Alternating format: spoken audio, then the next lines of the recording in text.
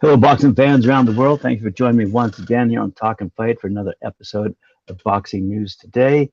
And today we're going to start the show off with a bit of a preview on the Canelo Alvarez versus Dimitri Bivol fight that's coming up in Las Vegas this weekend.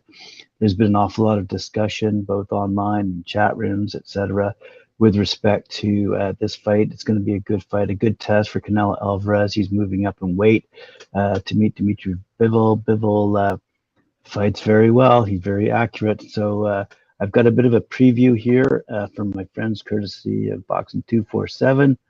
And let's start off. I'll just read this, a very short little article, but just to give you a bit of a heads up. I mean, we several months ago had a big discussion with the chaps over at Boxing 247 on Talkin Fight about Saul Canelo Alvarez and how he cherry picks his opponents to get to where he is today. Let's have a quick look. I think he has 57 wins, 1 loss, 2 draws, and 39 knockouts. But the argument was presented by Christian von Sponek, by the way, very eloquently, that Canelo cherry picks. Anyway, this time he's moving up and he's about to meet Dimitri Bivol. So here we go. Saul Canelo Alvarez and Dimitri Bivol will step into the ring this Saturday at the T-Mobile Arena in Las Vegas for a very interesting duel in which both need to prove things and come out with their hands up. Canelo is taking on important challenges in his career and moving up to 175 pounds to face the reigning champion of the pioneering organization is one of them. Despite the physical disadvantage, the 31-year-old fighter will try to impose his speed and strategy to overcome this bout. Bivol is a fighter who appears to be in the prime of his career. While he's not a knockout fighter, he can hurt you with his punches and has an outstanding physical advantage over Canelo. The champion knows how to keep his opponents away. He works a jab like a few other fighters and has an impressive accuracy that allows him to get results without throwing too many power punches. This week will be all about boxing in Las Vegas, and both fighters will arrive in Sin City for promotional activities leading up to the showdown. As I said, Canelo has 57 wins, 1 loss, and 2 draws, 39 knockouts, whereas Bivol has 19 wins, 1 loss, and 11 knockouts. Again, another weekend of really good fighting coming up, and we enjoy that one immensely. Moving on, I see that featherweight Jeremy Adorno. Now remember, I mentioned a lot of these names in terms of coming up this weekend or coming up in a couple of weeks, and a lot of the comments from the fans out there are saying, "Who won that fight?" Anyway, here we go. So, featherweight Jeremy Adorno and light heavyweight Khalil Coe remained undefeated, with wins in Philadelphia and New York, respectively. Both Adorno and Coe are managed by split team management. And Friday, at the 2300 Arena in Philadelphia, Adorno stopped Jason Vera in round 3 of their 6-round featherweight bout. Adorno dropped Vera twice in round 3, and the bout was stopped at the 33-second mark. Adorno, who fights out of Allentown, Pennsylvania, is now 7-0 with 3 knockouts. Vera is out of Miami, is now 5-9. Saturday night, over at New York Madison Square Gardens, a fight we're all familiar with, Coe remained undefeated with a 6-round unanimous decision over William Langston in a light heavyweight bout. Coe, who's 174 pounds, fights out of Jersey City, New Jersey, and he's now 3-0-1. Langston, 173 pounds, he's out of Kenosha, Wisconsin. He's 6-3. Coe is promoted by Matchroom Boxing, co-managed with Keith Connolly. And there are some great pictures on the Boxing 247 website if you want to have a quick look at that action that took place on the weekend. Speaking of Philadelphia, Christian Cardo thrilled the fans at the 2300 Arena as the popular bantamweight stopped Ernesto Sebastian Franzolini in front of a capacity crowd at the famed Philadelphia fight venue. This show was promoted by King's Promotions. Cardo dropped Franzolini with a hard body shot. He finished Franzolini off with a hard combination, and the bout was stopped at 2 minutes 31 seconds. Cardo, out of Philadelphia, is now 19-1 with 13 knockouts. Franzolini is fighting out of Buenos Aires in Argentina, is now 14-13-2. Elsewhere on that card, we saw Julian Gonzalez and Ivan Jimenez battle to a spirited 6-round draw in a lightweight bout. Pretty rare. Jimenez took a card 58-56, while two cards were even 57-57. Gonzalez out of Reading, Pennsylvania is 6-0-1. Jimenez out of Naples, Florida is now 7-1-2. But here's the big news of the day.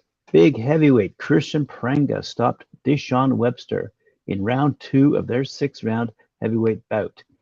Prenga sent Webster down with a right hand in round 2. Prenga ended things with a vicious uppercut that sent Webster flat on his back at 109. Prenga, fighting out of Niagara Falls, Canada, is 11-1 with 11 knockouts. Webster, out of Kansas, is 12-5-3. In another fight that night, Tanji Teasley stopped Deron Alexander in round 3 of their 4-rounder. It was a welterweight bout. In round 3, Teasley dropped Alexander with the right hand. Teasley ended the fight by dropping Alexander with a body shot at 109. Teasley's fighting out of Bethlehem, Pennsylvania. He's now 2-0 with 2 knockouts. Alexander's out of Baltimore and was making his pro debut. Good stuff.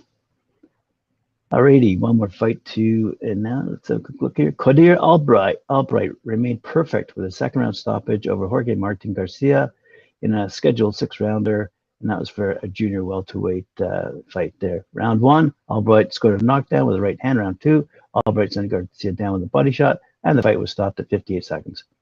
Albright's out of West Philadelphia. He's now 6-0 with 6 knockouts. Garcia's out of Buenos Aires, Argentina. He's now 13-9-1. And that was all brought to you by King's Promotions. Good stuff for them. All right, moving along here to Phoenix, Arizona, at the Celebrity Theater, also on the weekend.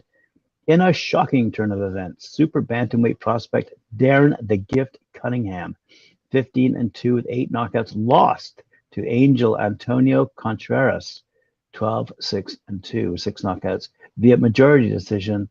And that was held on Friday night, April 29th. Said Cunningham, I tried to power through getting sick this week and was unable to bring my best last Friday. I'm not making any excuses, but I got sick last week, and I didn't think it would affect my performance as I wanted to fight and entertain those who came to see a great night of boxing. In the end, I learned a tough lesson. I was unable to fight to the best of my abilities. This is not the end, by no means. It isn't a good feeling, but I know I wasn't at my best, and I still think I did enough to win. But I'm going to take out my frustration on my next opponent. I'll be making an announcement on my next fight very soon. Good for him. Let's have a quick look here. Across the pond in Birmingham, England. Remember I was mentioning the East Side Rooms. On the weekend, Josh Stokes went toe-to-toe against Harry Matthews. 7 home fighters were victorious on Friday evening as BCB Promotions returned to the salubrious East Side Rooms in Birmingham. Someone's going to have to Google that one for me. West Bromwich light heavyweight Josh Stokes topped the bill as he moved to 7-0 with a 40-37 victory over Evergame Harry Matthews. Stokes will be eyeing an area title by the end of 2022. King Winsford Danny Ball made a welcome ring return. The welterweight suffered a broken jaw in his last outing, a British Commonwealth and IBF European title encounter with Eka Usman back in October, but Ball bounced back with a routine 40-36 win over Dale Arrowsmith. Jake Melvin, son of trainer Malcolm, made his pro debut and brought with him an army of supporters. Bulgarian Petar Alexandrov was the opponent, and he made Jake work hard for his 40-37 win. Fellow Brummie Brandon Jones moved to 4-0 in the light heavyweight division after opponent Elvis Dube was forced to retire at the end of the opening round with a shoulder injury. Another fight that didn't go the distance was Connor Goodchild's. The Birmingham welterweight looked far more composed in the second outing as he went through the gears to stop Sultan Ahmed in the 3rd round. Hereford lightweight debutant Danny Williams defeated Lee Hallett in a real welcome to the pro game fight, which was scored 39-37 in Williams' favor. Fellow Hereford fight, Cliff Henry moved to 2-0 at the ripe old age of 41 with a 40-36 win over popular road warrior Louis Van Pucht. Great article. That's all the recap, but there are photos on Boxing 247's website. So go along, have a look at these great shots from Birmingham. Speaking of England, let's move over to Wolverhampton, where this weekend Ollie Cooper is ready to let his lens go when he chases a maiden pro TKO at the fourth time of asking. He's set for further ring time as part of BCB promotion show in Wolverhampton at the Hangar Events venue on Friday night. That's May 6th. It's been a learning curve for the 21-year-old Southpaw, who debuted last October after previously going close to the top of domestic honors as an amateur. He reached a national final in the English Youth Championships as part of an amateur run that saw him amass 26 bouts with 18 victories among them. His pro bow saw him outpoint double centurion Kevin McCauley by a points landslide, winning all 4 rounds to register a 40-36 whitewash. He since tackled Paul Cummings and Josh Cook, vanquishing both through a 40-37 points verdict, dropping just a share of 1 round in each contest. Cooper from Cannock reckons he's developed over the course of those pro experiences and has used his latest training camp to focus on punching power. He's also of the opinion that he's filling out his 6'4" frame with a height advantage over opponents in the middleweight division already apparent, Cooper said. No disrespect to Josh Cook, and it wasn't easy, but I thought I was able to sit back and box a bit more, which was nice, and that allowed me to dictate the pace. I felt like I got back on the front foot more and showed more some dominance, which proves I'm adapting to the pro style and trying to change from being an amateur. I've worked more in this camp on being aggressive, and I'm feeling a lot fitter and stronger, so the plan is to get the stoppage if the opportunity comes along. I'm only 21, and maybe I'm a late developer in terms of my man strength coming through, but surely it's getting there now, although it's nowhere near 100%. I'm feeling a lot more comfortable, and in sparring, I'm not getting pushed back or being bullied by my opponents. I'm improving all the time. Good for him. Good for him. Good stuff. All right. Let's move over to Orlando, Florida, where Connor Coyle is going toe-to-toe against Antonio Todd day after that fight on 7th of May. Like most who love the sweet science, undefeated middleweight Connor the Kid Coyle was fully engaged in the Katie Taylor-Amanda Serrano fight. Recognized as the biggest in women's boxing history, Taylor-Serrano took place in front of more than 19,000 fans at a sold-out Madison Square Garden on the weekend. It was the first time a female fight headlined at the Mecca of boxing. Following 4 fast-paced and competitive rounds, Serrano rocked Taylor in the 5th with a left hook followed by a left cross. Taylor was in bad shape and nearly tasted the canvas for the first time in her career, but managed to finish the round on her feet, as we all know. So, going back to Connor Coyle, what did he say about this? What an incredible fight that was. Major credit to both women, he said, who trained with Taylor in Dublin when they were both amateurs. Katie really had to overcome a lot of adversity against Serrano, especially in the 5th round. Katie showed incredible heart and came through like a champion. She's a true warrior and a great inspiration for me heading into the most important fight of my career. Coyle, by the way, was 15-0 with 7 knockouts, meets Antonio Todd, as I said, in a 10-round contest for the NABA middleweight title Saturday, May 21st at the Carib Royal in Orlando, Florida. Coyle Todd airs live on Bally Sports Network as part of the Enter Box Championship boxing series at 9 p.m. I think I've mentioned this before, and I think we have the wrong date. Anyway, you'll have to Google it. It says May 21st in the context of the article, but in the title it says May 7th. So I'm not quite sure what that is. Like I said, one of my good fans out there, please Google that for me and let me know. Drop it in the comments.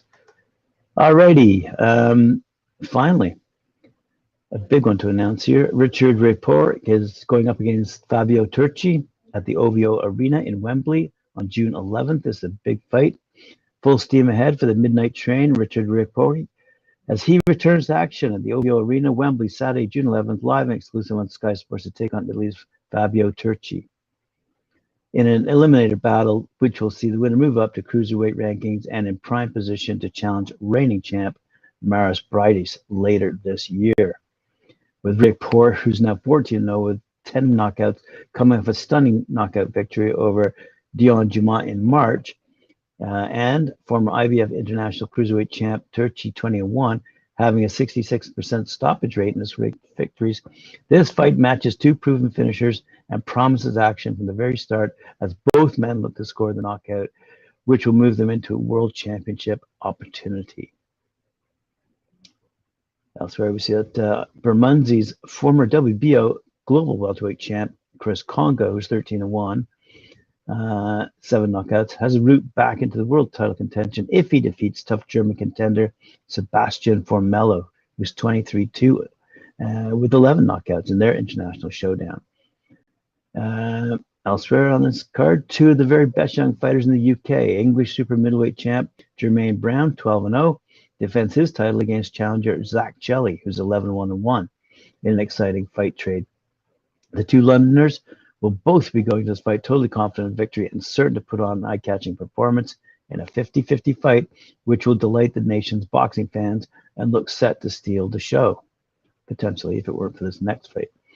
Also on the card, the long-awaited professional debut of Tokyo 2020 Olympic gold medalist Lauren Price, MBE. One of the most highly touted amateurs in women's boxing, Price earned the amateur sport's supreme honor when she won gold last summer. She was subsequently awarded an MBE in recognition of this stunning success. She now looks destined to reach the very highest level of professional sport in the exciting and fast-moving world of women's boxing, with the first step towards that greatness coming on June 11th. Good for her. Cruiserweight star Vidal Riley, who's 5-0, fights for his home city the first time in his pro career. A Hackney sensation made his pro debut in November 2018 with a first-round knockout of Julio Manuel Gonzalez in Mexico, and has since fought in Las Vegas twice and Dubai. Last time out, he was on the huge Amir Khan Kell Brook undercard in Manchester in February, registering a 6th-round points win over Wilfors Shalhipo via a first-round knockdown, and aims to showcase his power and skill in front of the London fans.